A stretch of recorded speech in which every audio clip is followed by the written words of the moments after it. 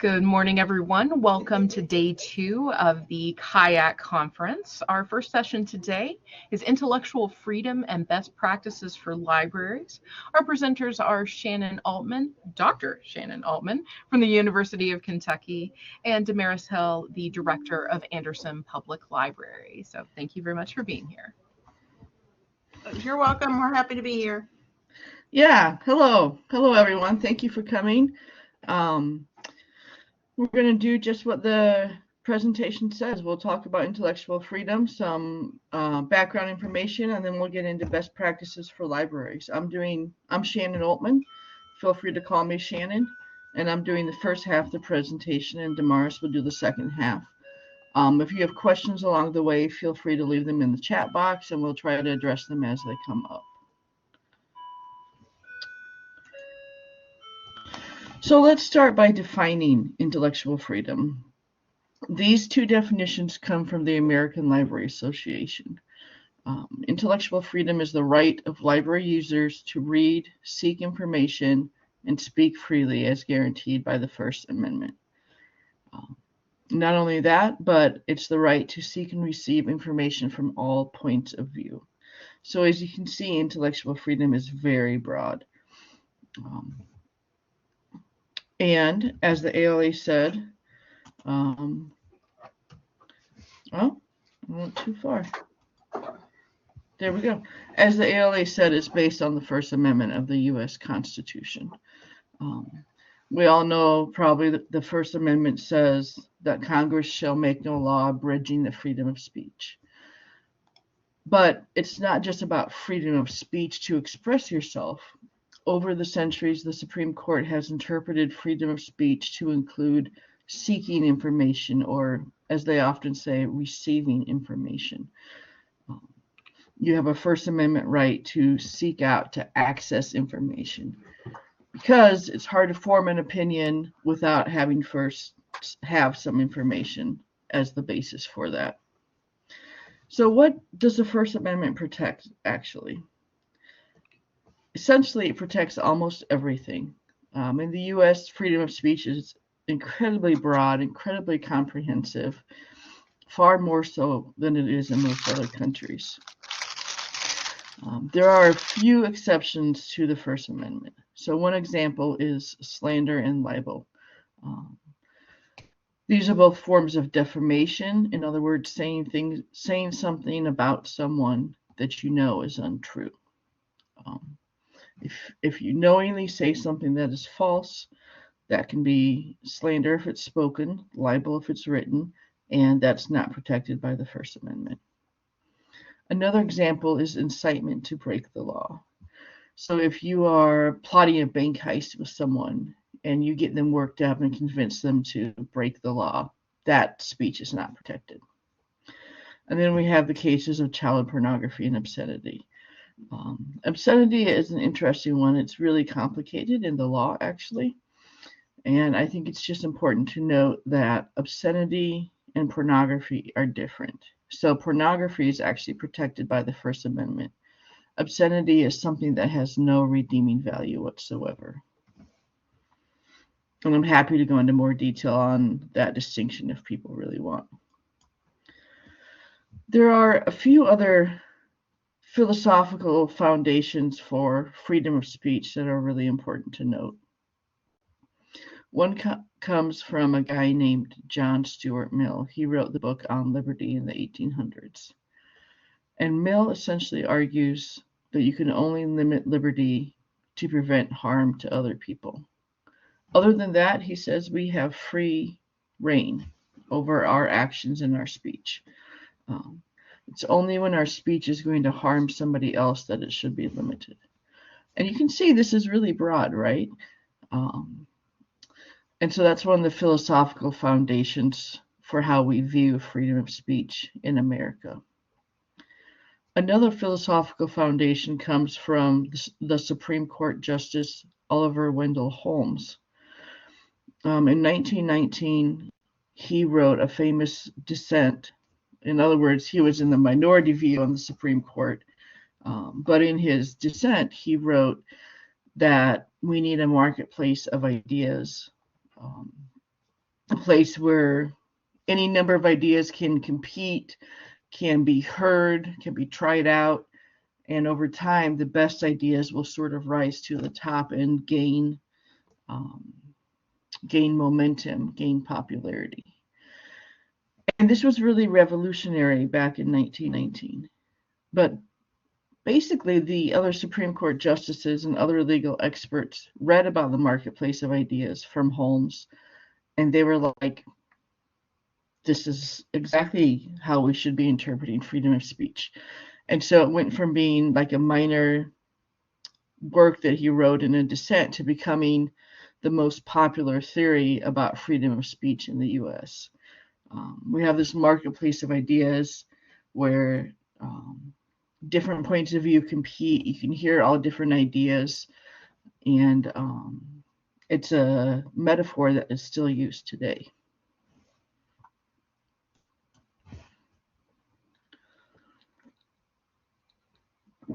So let's go back to the definition of intellectual freedom. I have it here again. It provides free access to all expressions of ideas through which any and all sides of a question, cause, or movement may be explored. As we just talked about, that's really broad, right? So what does this mean to you? What does free access to all expressions of ideas mean? Take a minute to think about it. Do you provide all points of view in your library?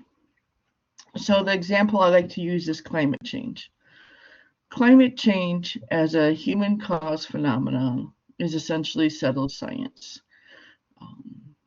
The data is widespread, the data is easily understandable, the conclusions are easily understandable, and there have been numerous books written about humanity's effects on the climate, on global warming, and what we need to do to slow down global warming, right? Numerous books. Of course, there are also books that argue the other side, that say climate change is a hoax, it's not caused by human activities, we don't need to worry about it, and so on. And then there are books that argue against the hoax argument, right? Does your library have all of these points of view represented? Does your library offer different perspectives for people who may be seeking out different points of view? It can be controversial to have all points of view in your library. There may be some things that you personally dislike. But that in itself is not a reason to keep it out of the library. So I just want to note that when we defend intellectual freedom, we're really defending the freedom of speech. These two things go hand in hand. And freedom of speech is a core value of the United States. It's the First Amendment, in the First Amendment to the Constitution, right? It's really a core part of how Americans define ourselves and how the rest of the world sees America as well. So when we defend intellectual freedom, we're standing up for core values. I think that's really important to hold on to. And I want to acknowledge that sometimes it takes courage to be a librarian. Especially these days, there's a sharp escalation in book challenges and book bans. People in your community might be upset, scared, or confused when it comes to book bans and libraries, school or public libraries. Sometimes people hear lies or misinformation about what libraries do or what they want to do. So it can take some courage to stand up to these points of view and say, no, that's not what the library does. We're about providing access to information. We're about putting books in kids' hands, right? And I think it's important to remember the joy of being a librarian, the joy of connecting someone to information that they're seeking. That's kind of the core part of of who we are and what we do, right? So it's important to hold on to that while we have to be brave. And now it's time for Demaris. So I'm going to talk about some best practices and kind of what we use as guidelines as librarians. Intellectual freedom is everyone's right to privacy. It goes hand in hand, like Shannon said, with our freedom of speech. You know, that the ALA Library Bill of Rights says all people, regardless of origin, age, background, or views, possess a right to privacy and confidentiality in their library use.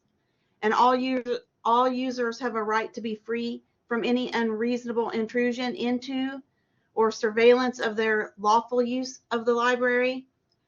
ALA and its members recognize that children and youth have the same right to privacy as adults. And this is always a hard one for librarians. So what does this mean? Never give out patron information over the phone.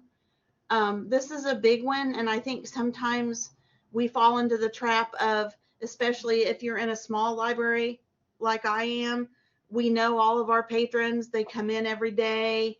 You know, here comes Mr. Smith. Oh, can I pick up my stuff for my wife? Well, no, sorry, sir. Not unless there's a note in the account. People call on the phone and it's like, hey, this is Susan. Can you tell me what book I have on hold because I forget? We don't know for sure who that is on the phone. You don't want to give information out over the phone. People have a right to keep what they read private, even from their family members. And we all of our ILS systems now, you can put a note in the account that says, Mrs. Smith has given her son permission to pick up her books for her. Or Mrs. Smith's husband can pick up her books. So it's really easy to make sure that we're able to be protective of patrons' privacy. Don't announce a patron's name over a loudspeaker or answer a request from someone asking if a certain person is in the library. This is one that I ran into at my last library. It was 3 floors, so people would come in. They were there to pick somebody up, and the security guard would call their name over the loudspeaker. Can you come to the lobby? You just don't do that. You know, people who come in the library, they may come into the library, they may be looking at, you know, they may be looking at ways to leave their abusive spouse. They may be, you know, for a teenager, they may be wanting to find information about being transgender. So we need to be really aware that as librarians, our job is to make sure that everyone has access to everything equally, and that we're not sharing that information with people we shouldn't be. And minors have the same right to privacy as adults. I used to always use the analogy that do you want your kid to come to the library and get their information from a reputable source, or do you want them to get that information from the back of the school bus, or in this case on Google? And if kids know that they have a safe place to come and look at things and get questions answered, then they're going to come to the right place.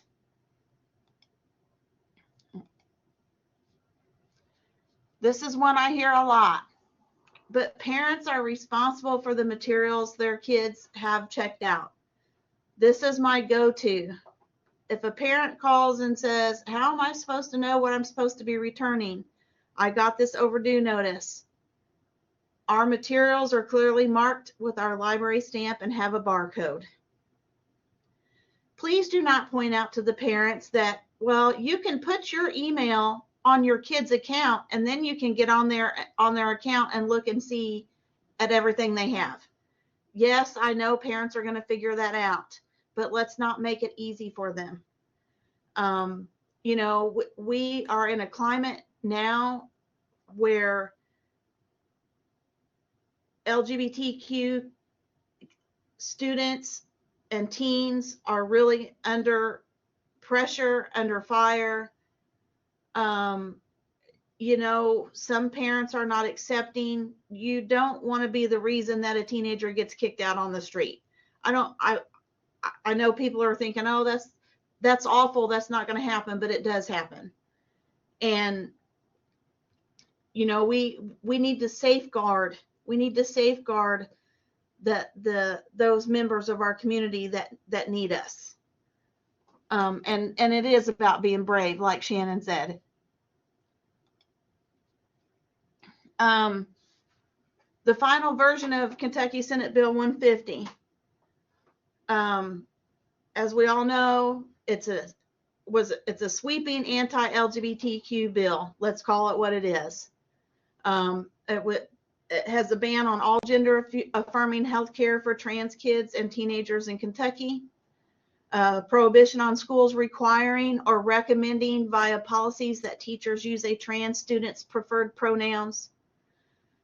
For trans youth who are currently taking hormones or puberty blockers, their provider either needs to immediately terminate that treatment unless they think doing so would cause harm to their patient.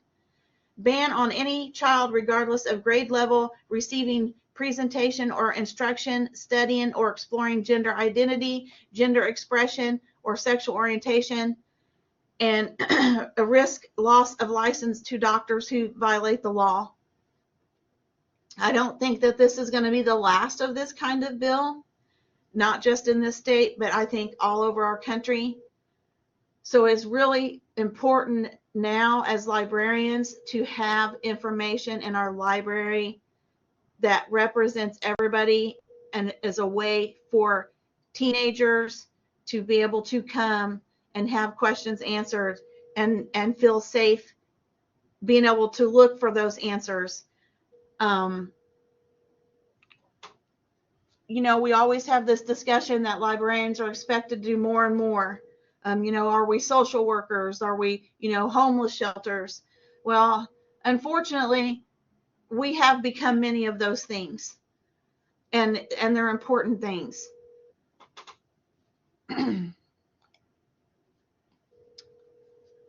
So some of the best practices for being able to protect and serve our LGBTQ patrons. I know that you think you're doing them a favor by putting labels on the materials so they can more easily find them. The problem with that is now they're not going to be comfortable because it's going to be clear to everyone what they're looking at, what they're reading. It's also going to put a target on those books to be banned for patrons who don't think we should have those books, to, you know, fill out a reconsideration of materials forms. You know, our neighbor in Bourbon County, he's got 42 right now that he's happened to look over. And no special sections for LGBTQ plus materials, because a teenager especially is not going to be comfortable being seen browsing in that section. They just need to be on the shelf like every other book that appeals to every other patron. So that way it's equal for everybody, and there's nothing that sticks out, so everyone can be comfortable coming to the library, browsing for books, checking out books, and having those books wherever they go to read.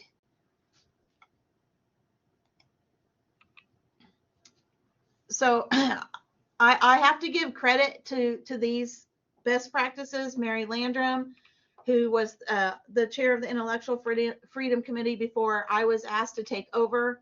These are hers. They're very, very good. So what to say when parents complain? Libraries provide materials presenting all points of view on current and historical issues. We do not remove materials because someone disapproves of them. Public libraries embrace the needs of all people in the community. When you don't see the parent, I understand your mother doesn't want you to read the book, but parents of other kids think it's okay for them to read it. Let's find something you think your mom will let read. That's one of my favorites. And avoid sharing personal opinions. Stick to facts and policies. I know, trust me, I know this is hard. And if any of you have came to any of my other workshops, you know, I always preach that we do not apologize for our policies. We do not say sorry. You want to have nice, succinct, easily understood policies that you can always go back to and say, unfortunately, our collection development policy says we have books for everybody. Unfortunately, I can't remove this book from the shelf just because you don't like it. So, you know, having a good policy for reconsideration of materials is a great thing. And you want to make sure that your policy is clear and that it's followed consistently. And here's a couple of things, what to say to general complaints. It is the job of a public library to represent all segments of the population. We should have something on our shelves that speaks to all the various beliefs and interests of the people in our communities. Like Neil Gaiman says, a good library has something in it to offend everyone. And beyond the fact that our LGBTQ patrons deserve to know they are welcome and respected in this space, patrons of all genders and sexualities are required to pay taxes. Their money should go towards materials that represent them. And librarians are superheroes now. We are under more fire than ever. We're accused of doing things that we're in no way, shape, or form doing. We just got to stay the course and just continue to reiterate to the patrons who complain that libraries are for everyone. Libraries have to have something in it that represents everyone, and that they have a right to their opinion, just like the other side has a right to their opinion. But the library is Switzerland, and we represent everybody fairly. And that's it for me. I guess I should take us to the next slide.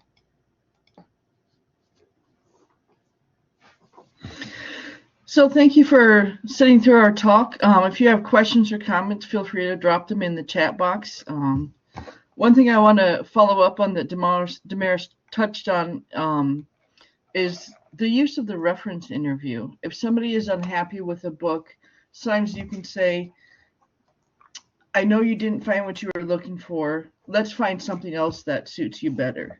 And you can redirect them and help them find a book or resource that will make them happy. And sometimes that will be enough to diffuse the concerns. So don't forget to use your reference interview skills.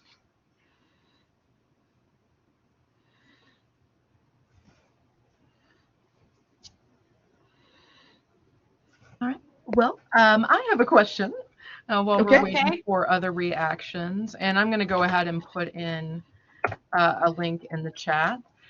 So yesterday in room 2, we had several presentations that really hit on the idea of involving youth in your library, letting them make decisions, you know, really being inclusive, being an ally to them. One of our speakers was from the Kentucky Student Voice team, talking about, how that organization works, and gave us a link to some articles that the Voice team published during Banned Book Week. So could you guys discuss a bit about the role of, children, young adults themselves, in these kind of intellectual freedom discussions? Yeah, I think it's a great idea to give kids a voice. Sometimes what has happened recently in the past few years is these book challenges go to the library board or the school board. Sometimes discussions there can get kind of heated. But I think in those situations, it's a great idea to have kids be representatives of the books, or kids speak up for reading in school libraries and public libraries. To have a young adult give a testimony about finding a book and the value of that book, that can be really moving and powerful in board meetings. So that's one way to have kids be involved. Well, we have a teen advisory board here, and I like the teen advisory boards because it gives the teens in the community a buy-in, and they come up with ideas of what kind of programs they want. They make book suggestions, so the teens are well represented when you have a teen advisory board. Yeah, and I think public and school libraries both can have student advisory boards or teen advisory boards. Yeah. To get your users' perspectives and input on books and programming is a great idea. Well, and we also have to keep in mind too, and this is something especially since manga has become so popular and graphic novels.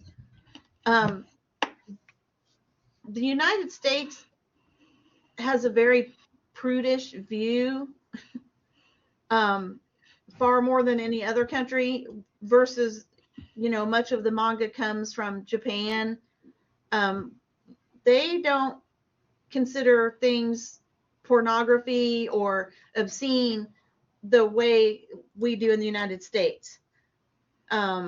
So, it's also a culture thing. And I think if we can educate people a little bit about different cultures and where those books come from, that might help some too. Mm-hmm.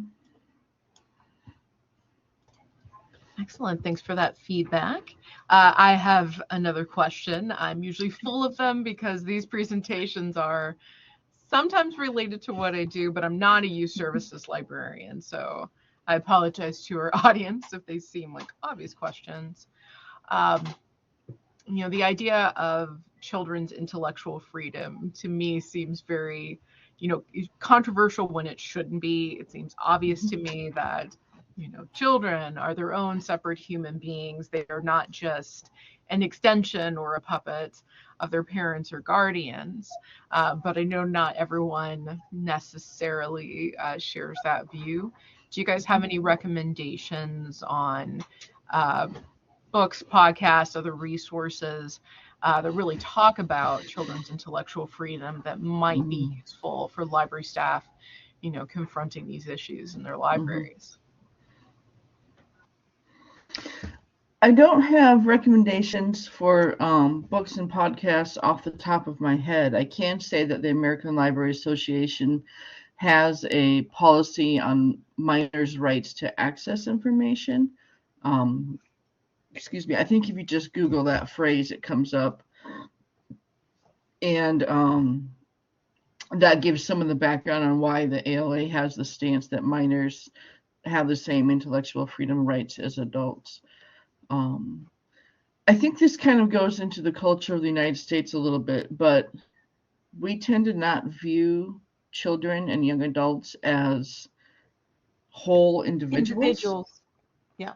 Right. And we think they're not fully formed with their own thoughts and ideas and personalities and perspectives.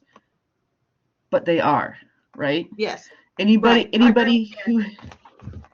who's had a teen disagree with them or a tween fight about cleaning the room, I mean, they have their own beliefs and thoughts, right? So I think it's really important to honor those as kids are transitioning into young adulthood and adulthood. It's really important to honor their own beliefs and perspectives and let them explore things. Yes.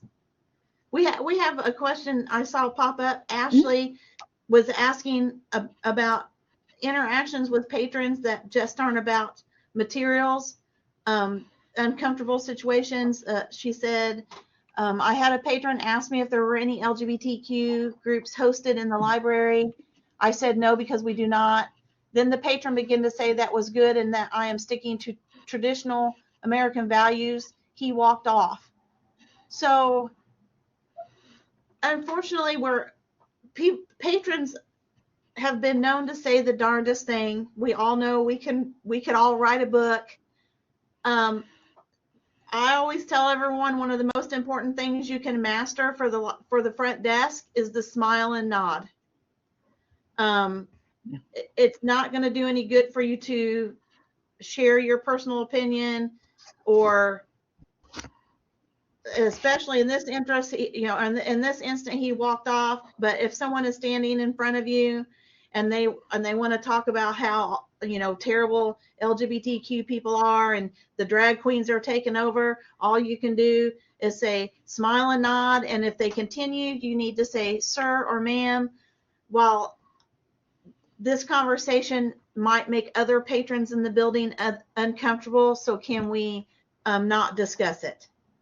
So that way you're not putting your personal opinion in it, but you are saying, hey, the library's for everybody. Your conversation, your opinion that you're stating out loud might make some other patron in the building uncomfortable, and we don't want that to happen here. I think. Go ahead, Shannon. Sorry, I didn't mean to cut you off. I think that's really good advice.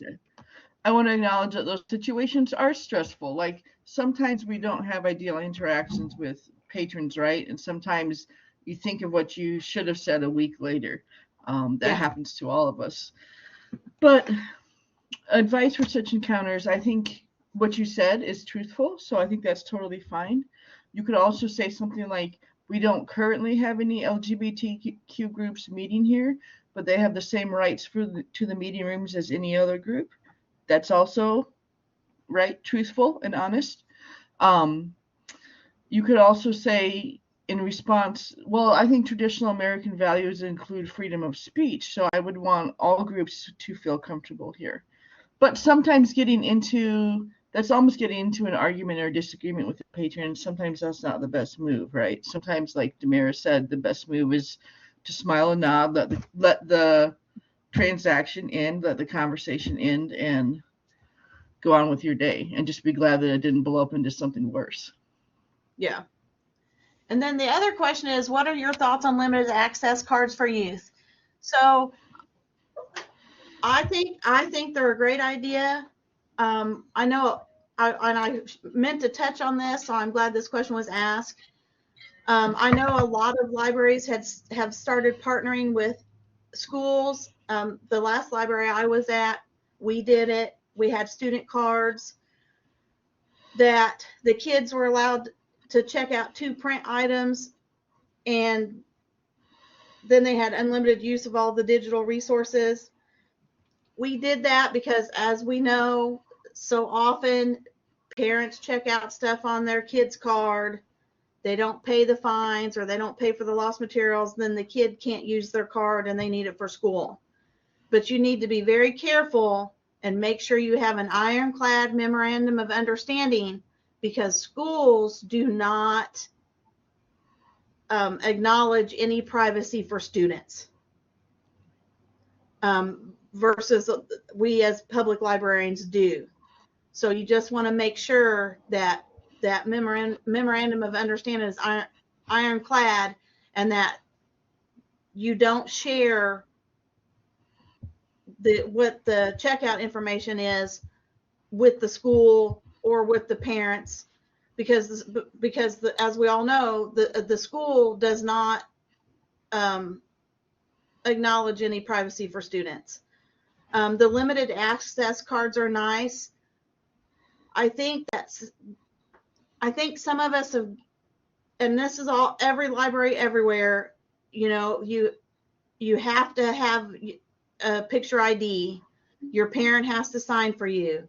You have to, somebody has to be responsible for materials.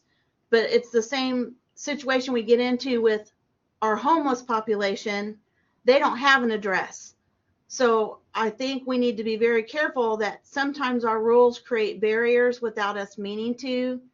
And with the changing climate we're in, I think we need to be more focused on being able to eliminate those barriers for teens and tweens, just to protect their privacy and give them a safe place to be. I want to touch on the limited access cards for youth, because I interpreted that differently. I interpreted that to mean that kids could access like juvenile books, but not young adult books or adult books. And I think that can be really problematic for a couple of reasons. First, some young people are voracious readers, right? I certainly was. I read like Grapes of Wrath in, I think, 6th grade. That certainly is an adult book. I probably didn't understand the whole thing in 6th grade. But to limit access to what kids can check out, like based on content or based on age restrictions, I think is really problematic. Sometimes that's content that kids want to read. Sometimes it's content they need to read. And I think limiting it based on age range can be really tricky. As we all know, I think age ranges are a little fuzzy, right? A little vague sometimes. And so whether a book gets classified as juvenile or young adult can sometimes be a matter of opinion. So to restrict access in that way, I think can be kind of problematic. Well, Shannon, I'm glad that you interpreted the question that way. I think that's one of the downfalls of doing stuff virtually. Yeah. But yes, I agree with Shannon. Limited access cards are bad. And I know everybody has a different opinion, and we all have a right to our opinion, but I hate them. I worked at a library that parents could have you put on their card specific books that the kids weren't allowed to check out. For me, that's putting us in a spot where now we're being the parent and saying, "Oh, I'm sorry, you can't check that out." If it's that meaningful to a parent, then they need to come to the library with their kid. Mm-hmm. I was reading way above my grade level, and so I would have been heartbroken had I not been able to check out the books that were meant for adults. So I agree with Shannon. I think the limited access cards for youth are bad.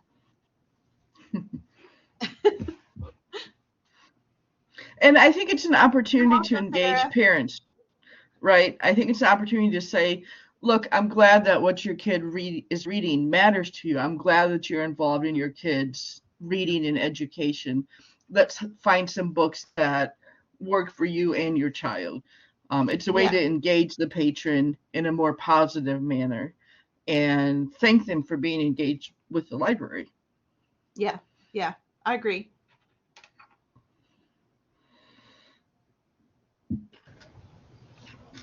All right, well, I just wanted to mention another plug for a presentation from yesterday. So with the presentation we had on intergenerational making in libraries, while you're thinking like, it's makerspace, but our presenter, Dr. Shannon Crawford Barniscus, she had a series of provoking questions about totally rethinking the policies, the rules you have in makerspaces. And I think some of it hits on the similar concepts, especially about these age limits. And in that context, we were talking about, do you have the skills to do something? Like if you're having a sewing group, can you run, do a running stitch? Can you tie a knot? Things like that. And I think those type of questions would be interesting just in the intellectual freedom context. So highly recommend you guys check out that recording when we get it posted. All right, do we have any other questions, comments, or concerns? I did see that we had another comment about a library having 3 for Me cards where they can check out 3 print materials or 2 print materials and a video with access to all digital resources. So thank you for sharing.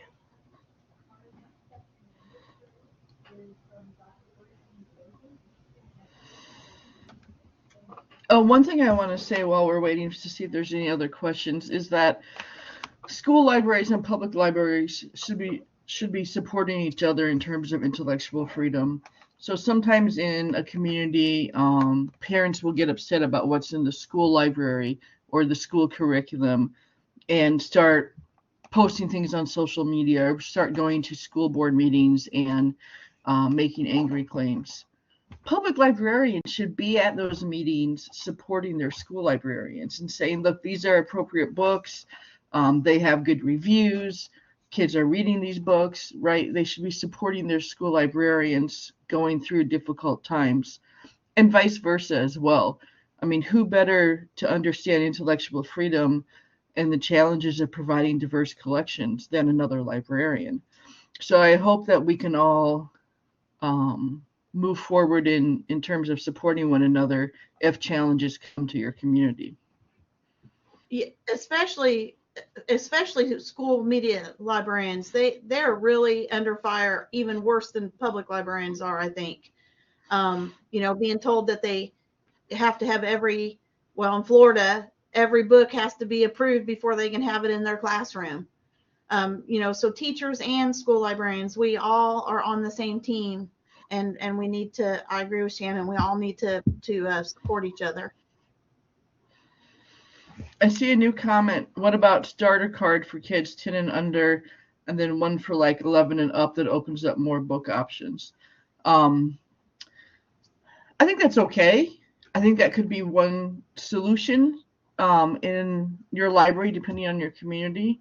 It's not my favorite solution, to be frank. I think it still limits kids. There are voracious readers at 8 and 10 years old, right? Where do you draw the line? Is it 11? Is it 13? Is it 12 and a half? Like, I think that line becomes sort of arbitrary. As I said, this may be a solution that works for your community, but I don't think it's the most intellectual freedom supportive stance. Yeah, I agree with Shannon. I think that anytime you start to do any kind of age limiting, I just think it's a slippery slope.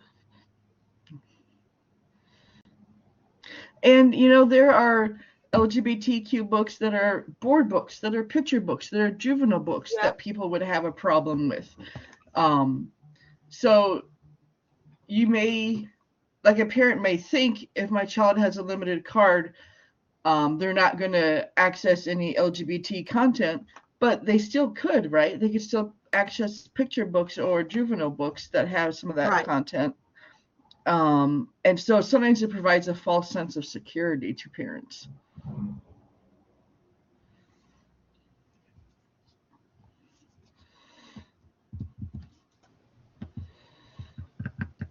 All right, well, let's call for questions. Oh, I see another comment. This is all new to me. Thanks for the feedback. So, yeah, I think this is welcome. A lot to take on depending on the kind of library environment you've been involved in. Yeah. So last call for any, questions, comments, concerns, or other feedback for our presenters.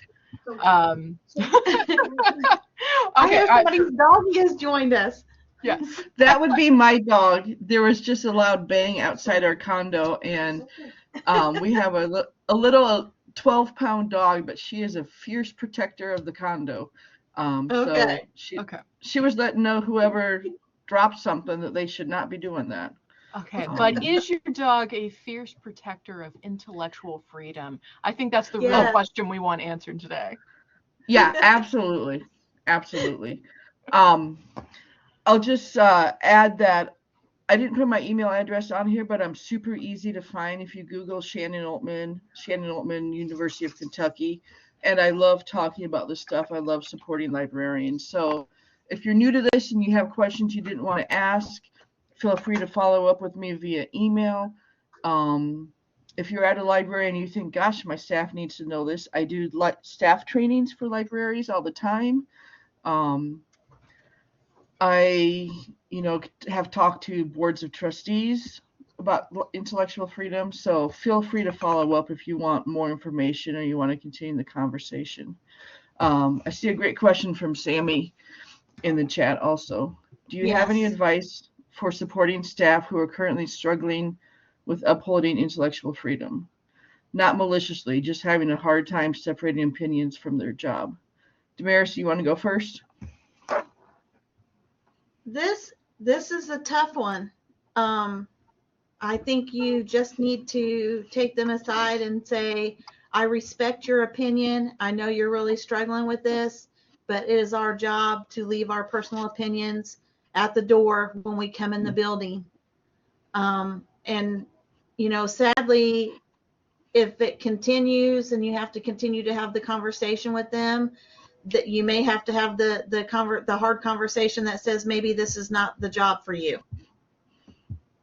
Because we all, you know, we have to leave our personal feelings aside, and not just and like for me, I have to leave my personal feelings that I think people who aren't supportive of LGBTQ people are jerks, but I can't treat them like the jerks I think they are. You know, I have to leave that at the door and be fair to everyone.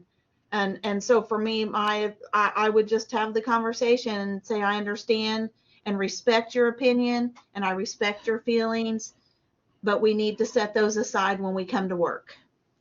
Mm-hmm. Yeah, I think Demaris is exactly right. And maybe you can find an outlet for those feelings outside of work. Maybe you can do some volunteer work or do a letter writing campaign or something to support the position that you do have that you're not able to express at work. I think sometimes about one of my uncles. He's super conservative. He would hate the phrase intellectual freedom if he ever heard it. I'm certain of that. And he and I just have differing views on just about everything. But you know what? We're able to be nice to each other at family Thanksgiving, right? We can pass each other the mashed potatoes. We can talk about what the weather's like. We can share funny stories about our dogs. We can find some points of commonality and leave some of the heavy topics to the side. And sometimes that's what you have to do. When I have to deal with a difficult patron or somebody with whom I really disagree, I try to think about, how would I talk to my uncle about this? What would I do with a family member who had a differing point of view? And sometimes that framing helps me work through a conversation, right? Get through it. That's good, Shannon. I like that. We all have family members with whom we disagree, right? But we still have to get along with them, be in the same room with them. So we can take those lessons and apply them to our professional settings sometimes. Yeah.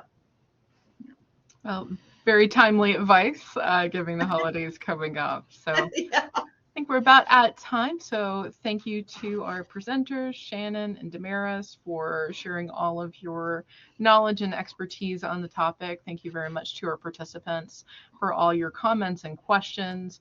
I'm sure these conversations are going to continue. So thank you again, and we hope you guys stick around for more of the Kayak Conference. Thank you, everyone. Thank you, everyone.